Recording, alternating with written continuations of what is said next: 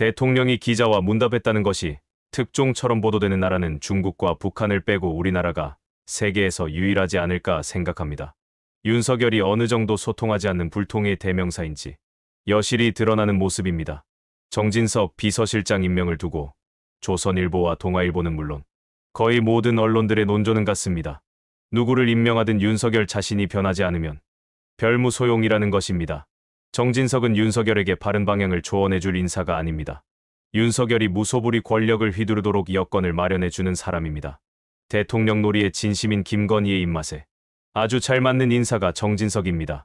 윤석열이 뭘 했을 때 비위 맞추는 것을 넘어서서 알아서 심기를 살피고 오로지 윤석열에만 집중하는 사람들 중에 둘째 가라하면 서러울 사람이 정진석 아닌가 싶습니다. 윤석열이 정진석을 선택했다는 것은 앞으로 윤석열이 어떤 모습일지 가늠하게 해줍니다. 아무리 아부와 아첨꾼들이 사방을 막고 있다 해도 지금이 조선시대도 아니고 핸드폰만 있으면 세상 소식을 다 들을 수 있는 상황인데 윤석열도 귀가 있고 눈이 있고 나름 서울대 나온 잘난 놈인데 이런 의견들에 자신을 바꾸려는 노력을 할까요? 하지 않을까요? 좀 듣고 대통령실에서도 이 외교의 노선을, 외교의 기조를 좀 바꿀 가능성이 흔들리는 대가리 안에 국리민복이나 대한민국 주권, 우리 민족, 우리 결의라는 개념이 있다면 윤석열은 달라질 것입니다. 이 외교의 노선을, 외교의 기조를 좀 바꿀 가능성이 없다고요? 있어야죠. 있어야겠죠. 네. 있어야겠죠. 네. 믿는 도끼에 발등 찍힐 수 있는 거잖아요. 너무 미국과 일본만 보고 가면 안 되죠. 그리고 외교라는데 어디 믿는 도끼가 어디 있겠습니까? 맞아요. 국가 대 국가는 실리 대 실리로 만나는 것이지 믿는 도끼가 이 세상에 어디 있겠습니까? 우리 말고는. 맞습니다. 예. 자, 윤석열 대통령 오늘부터 나흘간 루마니아 대통령과 정상회담을 갖고 외교 행보를 재개할 예정입니다. 그런데 여기서 주목되는 것은 김건희 여사가 넉 달째 모습을 드러내지 않고 있는데 김건희 여사 입장에서 보면요. 그동안 선거 때 민감하고 여러 가지 어려운 상황이 있으니까 아주 안 나왔잖아요. 그쵸? 그렇게 나오다가. 네. 근데 갑자기 선거 끝났다고 아무런 변화 없이 나오려면 명분이 없잖아요, 너무. 명분을 제가 만들어드리면 안 될까요? 어떻게 해요? 조사를 받으시는 겁니다. 조사를 성실하게 임하는 모습을 국민에게 보여드리면은 윤 대통령은 국정 운영에 더 집중하고 이게 훨씬 더 득이 될 것 같은데요. 예, 명쾌한 진단입니다. 김건희 여사가 자맹을 시작하게 된 계기가 바로 디올백 수수 논란 때부터였는데 최근 경찰이 김건희 여사에게 디올백을 전달한 최재형 목사를 스토킹 처벌법 위반 혐의로 추가 입건했다고 합니다. 보니까 스토킹은 두 가지 요건을 이거는 제가 이건 좀 정말 재밌는 수양이에요. 왜냐하면 이건 뭐 경찰이 그냥 뭐 의도적으로 수사를 했다기보다는 신고받고 뭐 했다는 걸 거예요. 신고가 들어가야 할 수 있는 거죠. 신고가 들어갔어도 이게 수사 대상인가는 스토킹 아시죠? 그러니까요. 막 이게 막 싫다는데 접근해야 못 살리고 난 되고. 스토킹 아니에요. 그죠. 근데 본인이 들어오라 그래가지고 카톡으로 보니까 이미 사전에 만남을 다 조율했는데. 선물 다 받았는데. 네. 이게 스토킹에 되는 건지. 글쎄요. 저는 스토킹 피해자 중에 선물을 받고 이렇게 화기애애하게 얘기하다 헤어졌다는 그 그러면 피해자는. 신고를 스토킹으로 해서 스토킹으로 조사하는 그렇죠? 걸까요? 신고가 그렇게 들어왔습니다. 그랬군요. 경찰이 자의적으로 이건 스토킹 혐의로 어떻게 해야지 이런 건 아니고요. 신고한 사람이 스토킹으로 신고를 했기 근데 저는 때문에. 그 신고 자체가 말이 안 된다고 생각하는 거죠. 맞습니다. 혐의 자체가. 그러면 이 스토킹이라는 게 억지로 만나자고 뭐 집 앞에서도 기다리고 뭐 두려워야 와서 되고 두려워야 되는데 두려운 분위기는 아니었잖아요. 우리 뭐 편안해 보이시긴 했거든요. 그리고 뭐 이렇게 그 자세도 두려운 자세는 아니었잖아요. 네, 그죠. 자세도 아주 편안한 자세였죠. 아주 그 나이를 초월한 편안한 자세 아니었습니까? 네. 그러면 스토킹이라고 하기엔 좀 그렇지 않습니까? 그렇죠. 상식적으로. 그런데 이 스토킹 범죄가 성립하려면 또 피해자 조사를 무조건 해야 된다고 합니다. 피해자가 굉장히 두렵고 불안했고 이런 진술을 해야 된다고 하는데 김건희 여사가 과연 이런 스토킹 관련 진술을 할지 또 그렇죠. 궁금하네요. 그것도 내가 그러면 진술을 할 때 내가 불안하고 무서웠어요라는 말을 해야지 이게 범죄가 성립되는데. 내가 원치 않았는데 그 사람이 왔다. 근데 그건 이미 사실이 아니잖아요. 허락해줬잖아요. 들어오라고.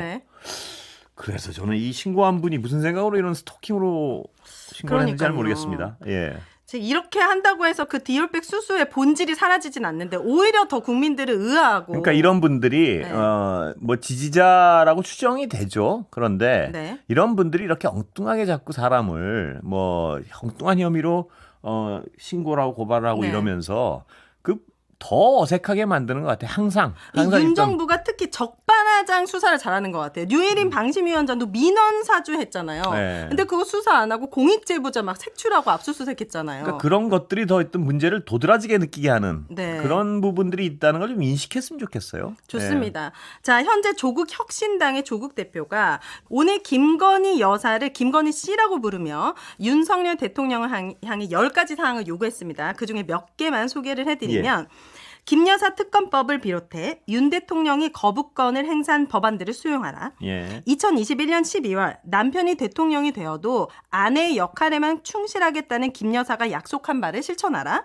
대통령, 음주를 자제하고 대통령실 내 극우 성향 인사 및 김 여사 인맥을 정리하라. 윤 대통령 내외, 천공 등 무속인과 극우 유튜버의 방송을 그만 봐라라는 요구사항들이 있었는데 어떻게 들으셨나요? 이것과 혹시 비슷한 마음을 갖고 계십니까? 요청하고 싶으신 게 있나요, 여기서? 어떤 거? 제가 요청하고 싶은 거요? 이 중에 가장 마음에 드는 거. 어디 갔죠? 네. 그 명단이? 네, 그 명단이. 제가 딱 말씀드리려고 그랬는데 마무리해야 된다는데요. 윤석열을 단적으로 알 수 있는 영상이 있습니다. 국민의힘 대선 경선에서 원희룡이 물었습니다.